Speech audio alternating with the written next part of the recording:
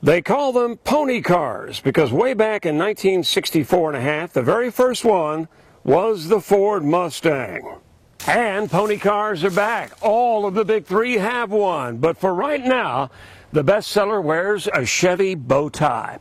This is the Camaro SS convertible. All right, I have to be honest, this was a very difficult car to get out of. Not, as you probably suspect, due to my age, but the fact that it's a Camaro, for crying out loud. And what a Camaro. We have seen this car for, well, a couple of years now, and you might reasonably figure it's getting a little humdrum. Well, let me be brief. It is not. The new Camaro harks back to the last of the first-generation GM pony cars, just like Mustang and Challenger did. The looks remind you most of the 1969 model, and as with Ford and Dodge, retro is all the rage. And that's okay, because under this dramatic shark-like skin of this orange beauty, the GM Zeta platform we first drove in the Pontiac G8, the late lamented Pontiac G8, it offers a fully independent rear suspension, which the Mustang does not, and more power. How much more? Well, the base 3.6-liter V6 packs 304 horsepower. The 6.2-liter V8 in our SS Camaro has 426 rumbling ponies. To get that much horsepower from the other guys, you'll pay a lot more than the $31,000 for the SS model. The V6 starts at just over $22,000. And by the way, I never thought I'd use the phrase orange beauty in an actual sentence.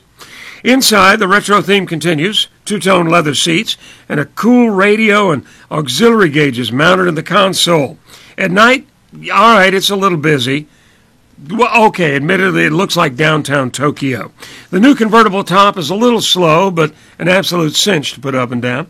Has a plastic tonneau cover in the trunk that you can snap on, and I promise you nobody will ever do that, ever. The 6-speed manual in our tester is a short-throw pleasure to use. But how does it drive, you ask? Well, like a scalded dog with a great suspension. The new Camaro SS is planted, confident, and fast. 0 to 60 takes just 4.6 seconds, and you still get 16 to the gallon in the city, 24 on the highway. All right, it's not great, but if that's your priority, get the V6. Either way, this new Camaro will earn you so many admiring looks, you'll feel like Brad Pitt. Well, until they get a gander at the gray-haired guy getting out of this land rocket.